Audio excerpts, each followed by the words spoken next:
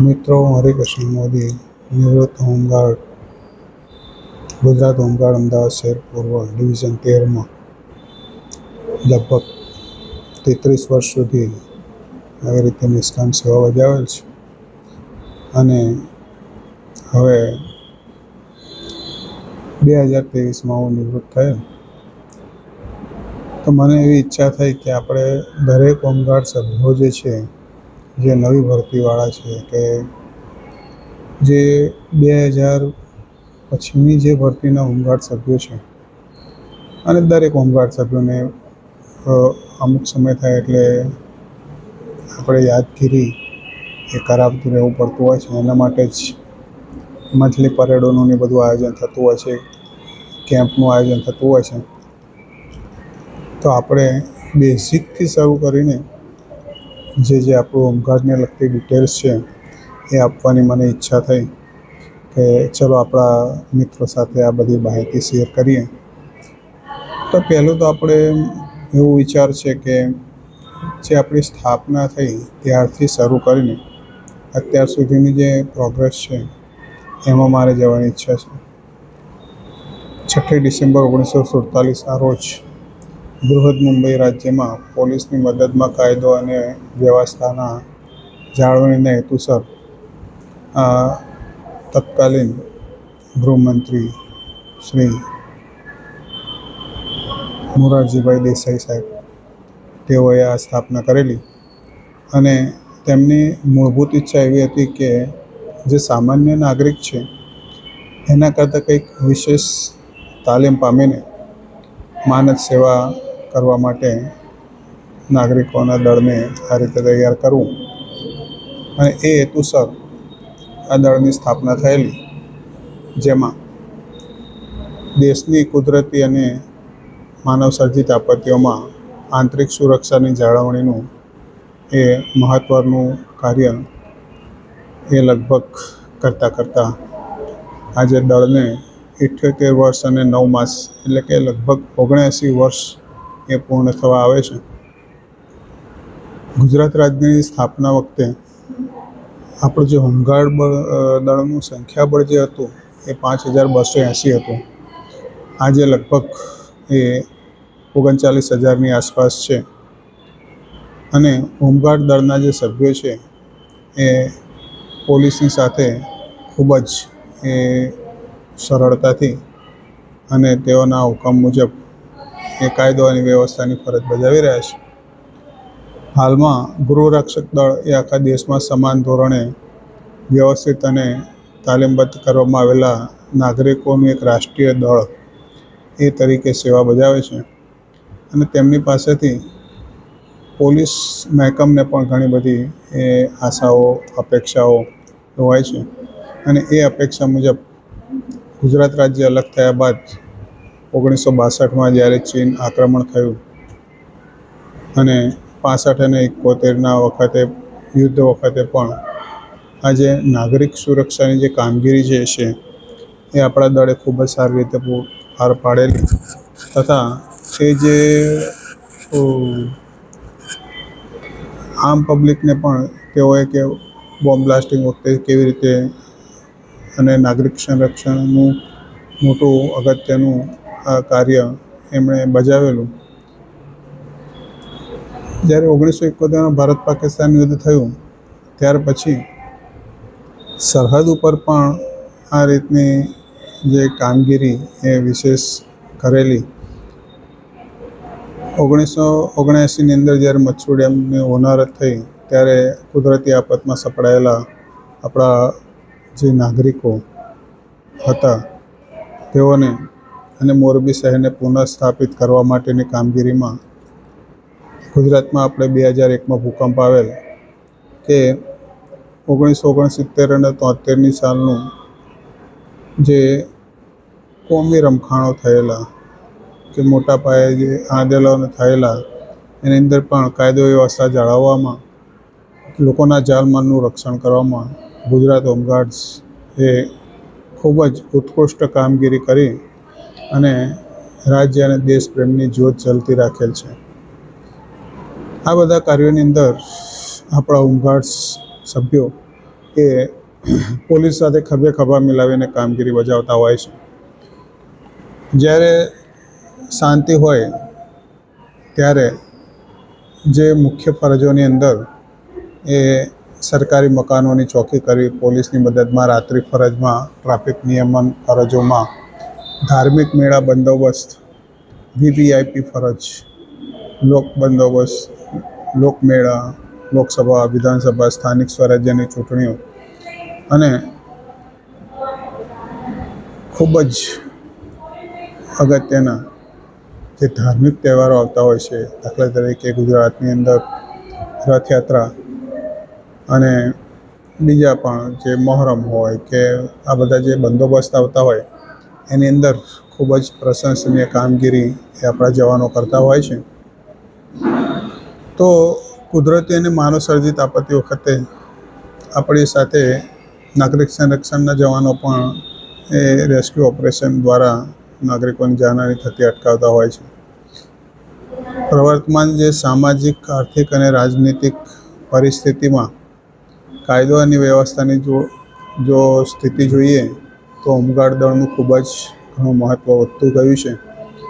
Home guard દળના સભ્યોને સઘન તાલીમ મળી રહે એ માટે સરકારશ્રીએ એક સેન્ટ્રલ ટ્રેનિંગ ઇન્સ્ટિટ્યૂટ એ ઝરોદ ખાતે તથા જિલ્લા કક્ષાના 2 તાલીમ કેન્દ્રો, એક માધવનગર અને એક સુંઢિયા વિસનગર પાસે એ મહેસાણા જિલ્લામાં એ સ્થાપિત કરેલા છે. ત્યાં દર માસે આ રીતે આપણા જે સભ્યો જે છે તેઓને તાલીમ અપાતી હોય છે. સામાન્ય રીતે બેઝિક તાલીમ કેમ્પ 12 દિવસનું, એડવાન્સ તાલીમ કેમ્પ 14 દિવસનું અને લીડરશિપ તાલીમ કેમ્પ એ 15 દિવસનો યોજવામાં આવતો હોય છે.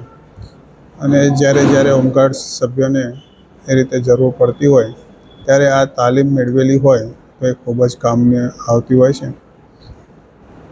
હવે જો બીજા જે સામાન્ય વસ્તુઓની વાત કરીએ તો કોરોનાની અંદર પણ આપણા ઘણા બધા હોમગાર્ડ સભ્યોએ આ રીતે પોતાના જીવના જોખમે એ ફરજો બજાવેલી છે. અને એની અંદર પોતે આ રીતે આમાં કોરોનાની અંદર સપડાયેલા પણ છે અને એમ છતાંય પોતે આ રીતે સેવાઓ ચાલુ રાખેલી. ઘણાએ પોતાના જીવ પણ ગુમાવે છે. તો આપણે દરેક સભ્યોને આપણી શ્રદ્ધાંજલિ અર્પણ કરીએ છીએ. હવે આ માનદ દળ જે છે એની અંદર સમાજના વિવિધ વર્ગોમાંથી માનદ સેવા બજાવવાના હેતુસર સમાજના નાગરિકો જોડાય છે. નાગરિકો તેમના વ્યવસાય, નોકરી અને જે ત્યારબાદનો જે સમય વધતો હોય એ આપણી આ સંસ્થામાં માનદ સેવામાં આપતા હોય છે. તો આપણા દળની અંદર હોમગાર્ડ સભ્યોમાં હોમગાર્ડ્સ પુરુષ અને મહિલાઓ બંને આ રીતે સેવા આપતા હોય છે. આપણા દરેક જિલ્લાની અંદર એ હોમગાર્ડ કચેરીઓ સ્થાપિત કરવામાં આવેલ છે. 400થી વધારે આ યુનિટ કચેરીઓ કાર્યરત છે. 1971ના હિન્દુસ્તાન પાકિસ્તાનના યુદ્ધ પછી એ જમીનની સરહદોની વધુ સુદૃઢ કરવાની સરકારને જરૂરિયાત જણાતા મેં હમણાં કહ્યું એમ કે આ રીતે સરકારશ્રીએ સરહદી પાંખ હોમગાર્ડની રચના એટલે કે બોર્ડર વિંગ હોમગાર્ડની રચના કરેલ, જેને સરહદી વિસ્તારની અંદર 2 બટાલિયન બનાવી બટાલિયન નંબર 1 જે હતી એ પાલનપુર બનાસકાંઠા ખાતે તેમજ બટાલિયન નંબર 2 ભુજ કચ્છ ખાતે 1980-81થી કાર્યરત છે. આ બંને બટાલિયનના સભ્યો આંતરરાષ્ટ્રીય સરહદ પર ફરજો બજાવે છે. તદુપરાંત રાજ્યમાં કાયદો વ્યવસ્થાની ફરજો, જેલ સુરક્ષા તેમજ લોકસભા, વિધાનસભા ચૂંટણી પ્રસંગે રાજ્યમાં તેમજ આંતરરાજ્ય ચૂંટણીઓમાં પણ ફરજ બજાવી રહ્યા છે. આપણું દળ જે છે એ પોલીસ તંત્ર માટે અગત્યનું સહાયક દળ છે અને આંતરિક શાંતિ જાળવવા અને તેને મદદરૂપ થવામાં ખૂબ જ કાર્યરત હોય છે. પરંતુ જ્યારે જરૂરિયાત ઊભી થાય છે ત્યારે તે ગણતરીની સમયમાં આવશ્યક સેવાઓ પૂરી પાડવા માટે પણ એ આગવું યુનિટ ધરાવે છે. ઘણી વખત તો એવું થતું હોય છે કે 4-5 કલાકની અંદર જ મેસેજ આવે કે આ રીતનો બંદોબસ્ત આવ્યો છે, અને તો પણ આપણા જે હોમગાર્ડ સભ્યો છે એ ખૂબ જ ઉત્સાહ અને સેવા ભાવનાથી એ સંખ્યાબળ પૂરું કરતા હોય છે. ઘણી વખત તો જે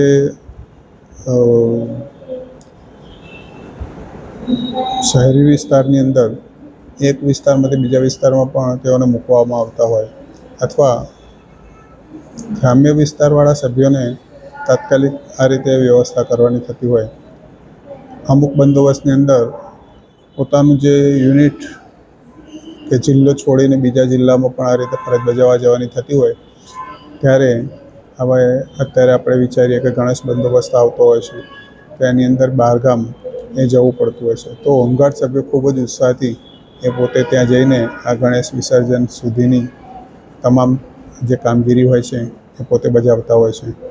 આ ઉપરાંત આપણે હોમગાર્ડ દળની અંદર મોટર વ્યવહાર, pioneer, engineering group, fire fighting, rescue, flood rescue અને પ્રાથમિક સારવાર તથા જળ અને વીજળી પુરવઠો ચાલુ રાખવાની વગેરે તમામ કામગીરીઓની તાલીમ એ લોકોને આપવામાં આવે છે.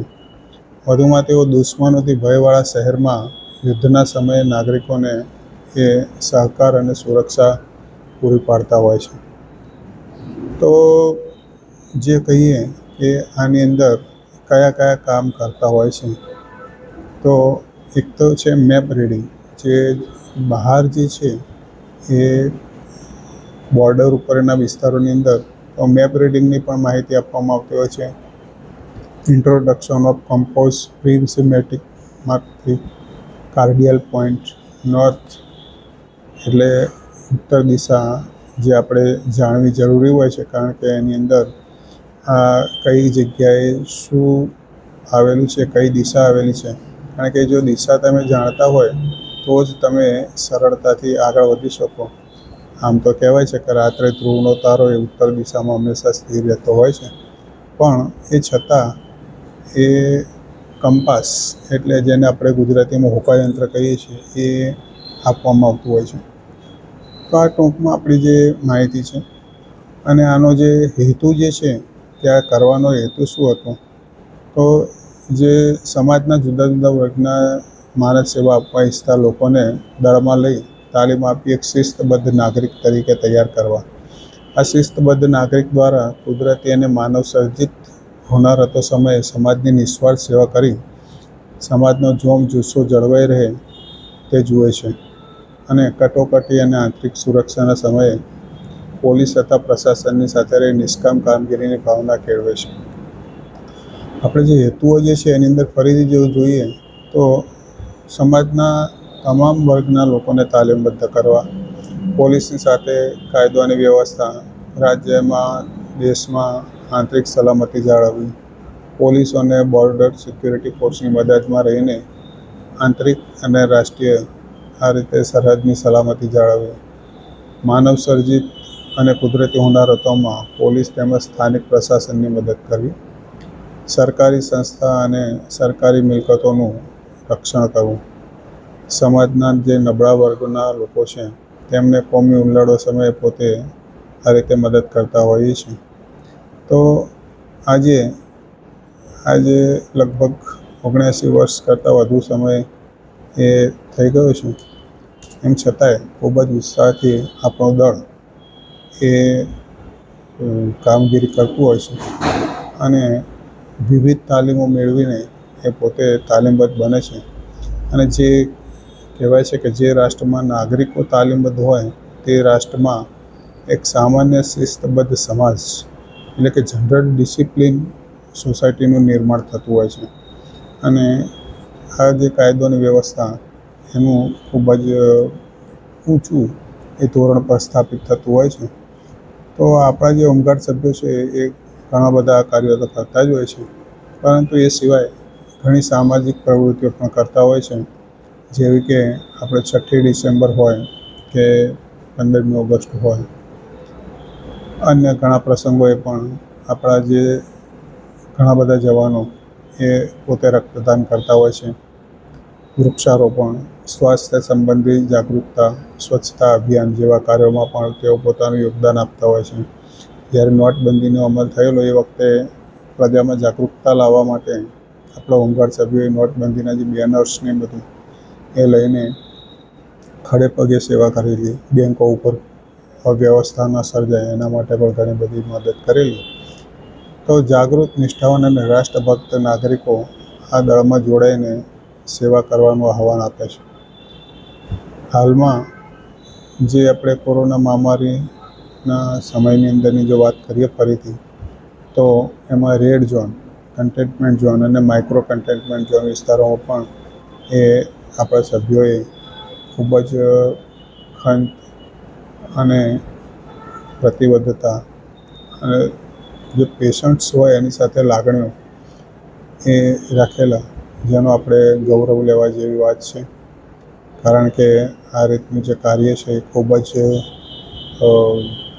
સ્વાસ્થ્ય સંબંધે જ્યારે આવી પડે ત્યારે ઘણા બધા લોકો કહેતા હોય છે કે તમને આ થઈ જશે, આ થઈ જશે, પણ એ બધાની પરવા કરે સિવાય આપણા જવાનો આ રીતે ખૂબ જ સફળતાપૂર્વક કામગીરી બજાવી. તો હવે બીજી જે માહિતી છે એ આપણે નેક્સ્ટ એપિસોડની અંદર મળીશું. જય હિન્દ, જય ભારત. બીજા એપિસોડની અંદર આપણે ગૃહરક્ષક દળમાં ભરતી કેવી રીતે થઈ શકાય, શા માટે થવું જોઈએ અને કેવી રીતેના જે બીજા બેનિફિટ્સ મળતા હોય છે એ આપણે જોઈશું.